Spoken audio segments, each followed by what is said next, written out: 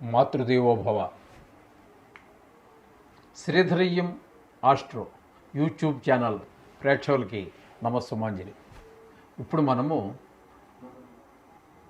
July నెలలో 2024 July నెలలో వృషభ రాశి వారికి గోచార ఫలితాలు ఏ విధంగా ఉంటాయనేది సశాస్త్రీయమైన పద్ధతిలో మనం ఒకసారి చర్చించుకుందాము. ఈ వృషభ రాశి వారికి జన్మంలోనే గురువు, పంచమంలో కేతువు, దశమంలో శని, ఏకాదశంలో రాహువు, ఈ విధంగా నెలంతా పూర్తిగా ఉండేటువంటి గ్రహాలు ఈ రాశుల్లో సంచరిస్తూ ఉన్నాయి. ఇకపోతే రవి మిథున, కర్కాటక రాశుల్లో 2 రాశుల్లో సంచరిస్తూ ఉన్నారు. 14 రోజులు ఇందులో, 16 రోజులు తర్వాత కర్కాటకంలో సంచారం చేస్తున్నారు. కుజుడు కూడా 12వ తారీఖు వరకు మేషంలో, తదుపరి వృషభంలో సంచారం చేస్తున్నారు. 2 రాశుల్లో చేస్తున్నారు. అలాగే బుధుడు కూడా కర్కాటకము, సింహము ఈ 2 రాశుల్లో సంచారం చేస్తూ ఉన్నారు. శుక్రుడు మిథునం, కర్కాటకం 2 రాశుల్లో ఆయన యొక్క సంచారం జరుగుతూ ఉన్నది. ఇప్పుడు మొత్తంగా చూసినట్టయితే ఈ వృషభ రాశి వారికి లగ్నంలో గురువు అంతగా సుఫలితాన్ని ఇవ్వజాలడు. అలాగే కేతువు కూడా పంచమంలో ఉండటం వల్ల ఆయన కూడా శుభ ఫలితాలు ఇవ్వడానికి సమర్థత చాలదు. ఇకపోతే దశమంలో శని వలన కూడా ఉద్యోగరీత్యా, వ్యాపార రీత్యా కొన్ని ఇబ్బందులు ఏర్పడేటువంటి అవకాశం ఉంటుంది. అలాగే ఏకాదశంలో రాహు, అది మాత్రం చాలా సుఫలితాలను అందిస్తూ ఉంటుంది ఈ నెలంతా కూడా.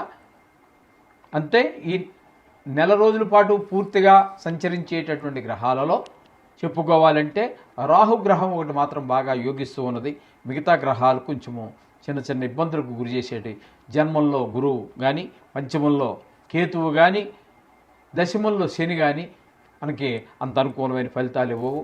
ఇకపోతే ఈ రవి, కుజ, బుధ, శుక్రులు ఈ 4 గ్రహాలు కూడా 2 రాశుల్లో సంచారం చేసేటప్పుడు, ఒక రాశిలో సంచారం చేసేటప్పుడు శుభ ఫలితాలు, మరొక రాశిలో సంచారం చేసేటప్పుడు అశుభ ఫలితాలు, శుభం కావచ్చు, అశుభం కావచ్చు, లేదా అశుభం ముందు వచ్చి శుభం తర్వాత కావచ్చు. ఏదైనప్పటికీ శుభాశుభ ఫలితాలే నిర్దేశిస్తూ ఉన్నాయి.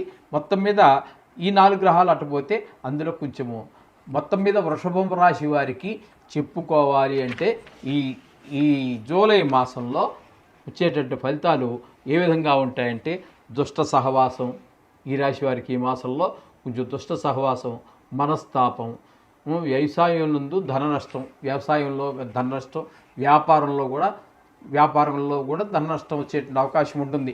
దశమంలో శని నడుస్తున్నాడు కదండి, అందుచేత దశమంలో శని నడవటం వల్ల వృత్తి వ్యాపారాలలో కొంచెం నష్టం జరిగేటువంటి అవకాశం ఉంటుంది.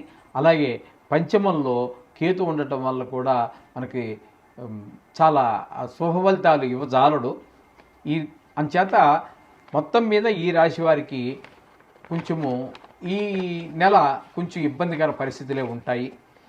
కాకపోతే రోజు ప్రతిసారి మనం చెప్పుకుంటున్నట్టుగానే ఈ నవగ్రహ స్తోత్రం మీరు చేసుకోండి. వారానికి ఒక రోజు ఏదో గుడికి వెళ్తూ ఉండండి. అయితే ఇక్కడ 3 గ్రహాలు కొంచెం గురువు సంవత్సరం అంతా కూడా ఉంటాడు. అలాగే కేతువు కూడా పూర్తిగా సంవత్సరం అంతా ఉంటాడు.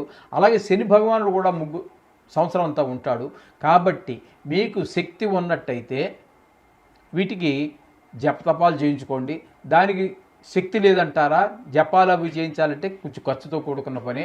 అది చేయించాలనుకుంటే కూడా కష్టం అనుకుంటే మీరు ఇంకొంచెం ఏంటంటే ఈ నువ్వులు, గురువుకి శనగలు, కేతువుకి ఉలవలు 1.25 కేజీ చొప్పున తీసుకొని సంవత్సరంలో ఏదో 2 సార్లు 3 సార్లు మొత్తం మీద వారికి ఏదో బ్రాహ్మడికి దానం ఇచ్చేసేయండి.